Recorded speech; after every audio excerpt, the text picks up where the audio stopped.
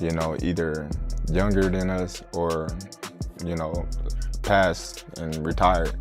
So why not? You know, I want to challenge myself. The best always looking to fight the best and challenge themselves, you know, and why not, you know, Terence Crawford can't beat him, right? This is a money grab for Terence Crawford. It's just a situation where Terence Crawford is trying to fill up his bank account opposed to actually... But if you study Floyd closely, like I have, you will notice that he never wastes any steps while he's in the ring. Terence Crawford has reportedly agreed to Floyd Mayweather's fight offer during a live interview with Stephen A. Smith. Crawford says that for him, boxing is all about pushing limits and taking on any challenge, no matter the size. He stresses that the top fighters should face each other, and he is ready to rise to the occasion once again. With steady confidence, Crawford makes it clear that fighting Mayweather is another chance to prove himself and go beyond every expectation. Because this is Terence the businessman talking, right? They got to pay the cheddar to make it better, right? For sure, for sure. All money ain't good money, so you gotta know that. Okay, fair enough. I hate to use the word easy, but at times it did feel like you were, you know, having a really easy time out there. Were you expecting it to play out that way? Listen, it's never easy, you know. Stephen A. Smith has always been outspoken in his sports commentary, and boxing is no exception. When he praises Terence Crawford for winning titles in 4 different weight divisions, it is more than a casual compliment. It recognizes a rare achievement in modern boxing. Today, many fighters hesitate to move between divisions because of the risks, but Crawford has not only moved up successfully, he has dominated at every level. Stephen A. emphasizes that this combination of versatility and dominance places Crawford among the all-time great pound-for-pound fighters. It showcases not just his physical adaptability, but also his technical skill, mental toughness, and drive to keep challenging himself. Best fighter on the planet. Pound for pound, he's that dude. In this 4-belt era, he is now the undisputed world champion 3 times over. 140 pounds, 147, now 168 pounds, claiming all the belts. You don't see people doing that very often. Going up against a guy who was perceived as being bigger and stronger, Crawford was strong. Crawford was strong enough to fend him off, strong enough to make him respect his own power. He used his jab, he used his distance. He had poise in the ring, he wasn't rattled. He backed up and moved when necessary and kept us different. He exchanged enough to gain respect when necessary. It was a brilliant, brilliant, masterful fight on Terence Crawford's part. Roy Jones Jr., a true legend who knows what it takes to dominate multiple divisions, has praised Crawford's skill in the ring. He highlights Crawford's fight with Canelo Alvarez, where Crawford showed he could learn from the styles of Floyd Mayweather and Aries Landila, 2 fighters who had challenged Canelo in different ways. Jones says this talent for watching, analyzing, and then using strategies effectively is what sets Crawford apart. It shows he is not just a talented fighter, but also a smart student of boxing. What stood out most to Jones was how Crawford didn't just copy these techniques but made them his own, blending them into his own rhythm to succeed in real time. This ability to adapt is what separates him from many fighters who stick to a single style and struggle against top opponents. As Canelo Alvarez has been a great fighter his whole career, people like Aries Landila gave you the blueprint on how to beat him. People like Floyd Mayweather also gave you the blueprint on how to beat him. But Bud is more fierce, more fearsome and more angrier and more meaner than both of those guys. So you know if they showed you the blueprint, Bud gonna go out there, take that blueprint and do even more with it, which is what Bud did. So it was never a question in my mind whether Bud really was going to outbox me, just if he could take the punch. And right away he showed, bam, he could take the punch. So I know from that point, if he just slow him down, which he did, he'd be okay. Then late in the fight, what other people still didn't see, late in the fight, Bud started hitting Canelo's body. One of those body shots, I think about the 7th or 8th round, hurt Canelo. I was like, whoa. Bud hit him in the right spot then. He got Canelo's respect with that too. So Bud fought a very, very awesome fight, fought a beautiful fight, very tactical. Very controlled. Yes, it was a beautiful fight for boxing. It was a beautiful fight. You know, Bud got hit with some shots. He did. He did. He got hit with some single shots going out. You know, he's going out and you know Canelo, if he has you trapped in the corner, or along the ropes, it's typically 1 to 2 big shots. You know that if you've watched him. Yep. So you could tell Crawford, as he was going out, he knew the one shot was coming, and several times it landed. He even got hit with a 2-piece. I don't remember what round it was, uppercut right hand that Crawford took well. So when you started seeing him absorb the shots, if you're Team Crawford, you don't want him to take that shot. But if you started seeing that, now you know that, okay.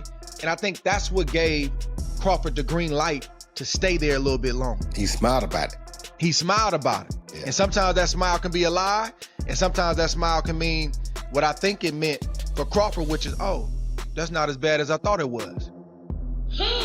The idea of Crawford facing Floyd Mayweather, even in an exhibition, has stirred strong debate.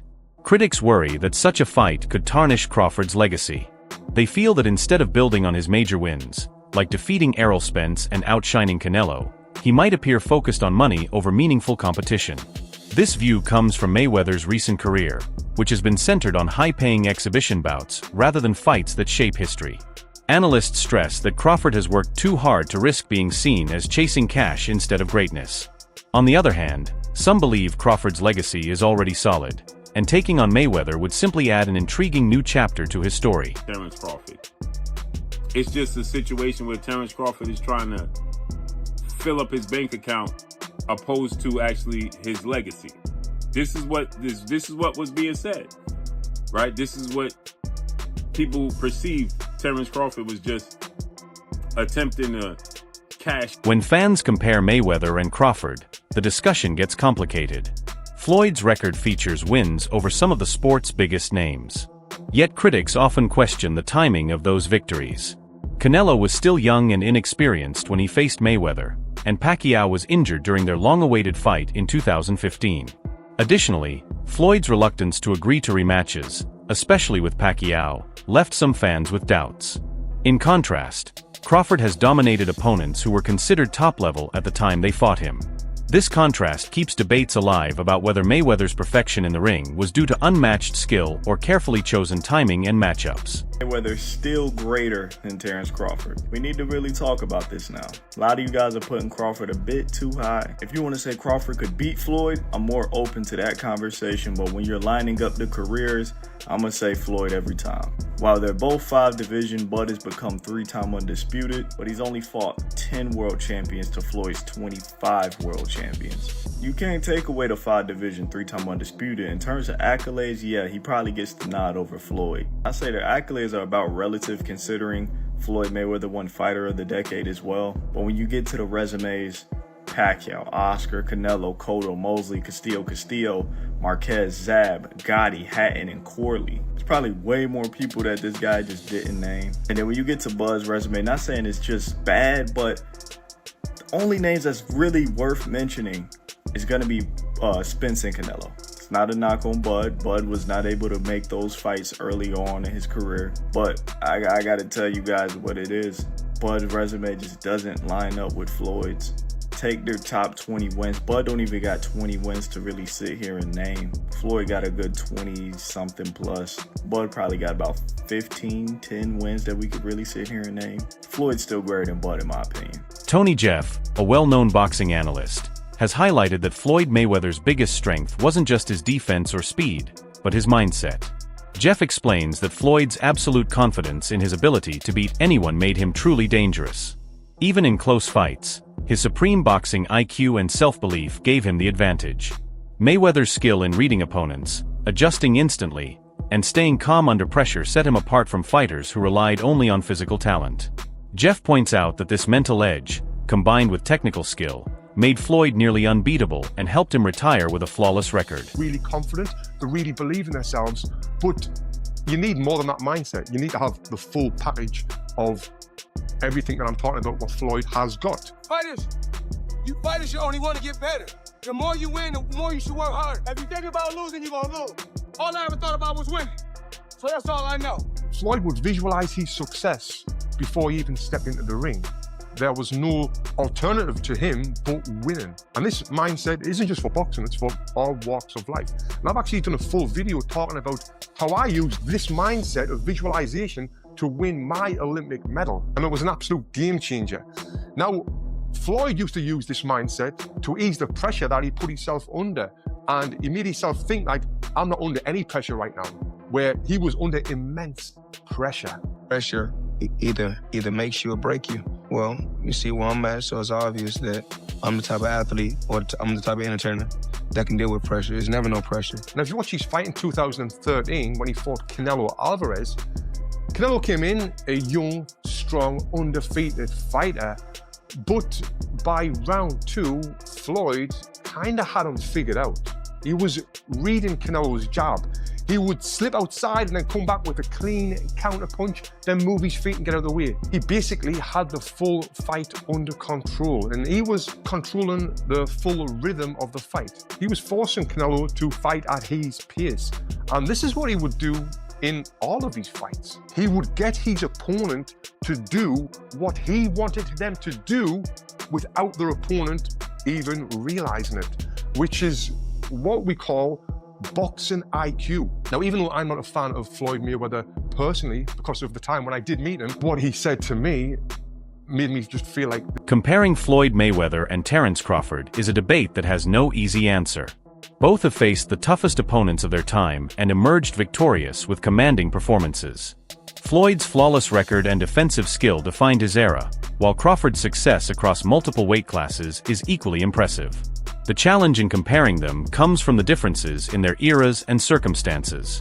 In the end, it may be impossible to say who is greater, but together they set the benchmark for excellence in boxing. This past Saturday, Mexican Independence Day weekend, what he took on defeated another first ballot Hall of Famer, but he essentially jumped up 3 weight classes, technically 2, from 154 to 168, but only had 1 fight at 154 last August against Israel Majamov. Terence Crawford defeated Saul Canelo Alvarez, who is a 4-division champion, 2-time undisputed super middleweight, and the reigning, at the time, super middleweight world champion, undisputed world champion. And Terence Crawford beat him handily and convincingly. And because he beat him so easily, now the 63 win, 3 loss, 2 draw, 39 win by way of knockout, biggest threat has been now imposed on Terence Bud Crawford. And that's the Mexican Ecuadorian monster, David Benavidez, who is a 2-division undefeated world champion, is the 2-time WBC super middleweight and reigning WBC light heavyweight, 175-pound champion, who has a record of 30 wins, no loss, no draw, 24 wins by way of knockout. He stands 6'2" with a 75-inch arm. This is a fight that David Benavidez has been calling for Canelo Alvarez when he was at 168, and Canelo Alvarez strategically maneuvered around him. But Canelo Alvarez is 5'7", with a 70-inch arm reach, started his career at 147 pounds, made his real name at 154 pounds. He's not a big guy, okay? And styles make fights. Benavidez is 6'2" with a 75-inch arm reach. His last fight at 168 against Demetrius Andrade, he rehydrated to 193. So he's a big guy. Canelo Alvarez probably rehydrate to 182, maybe 185 max, right?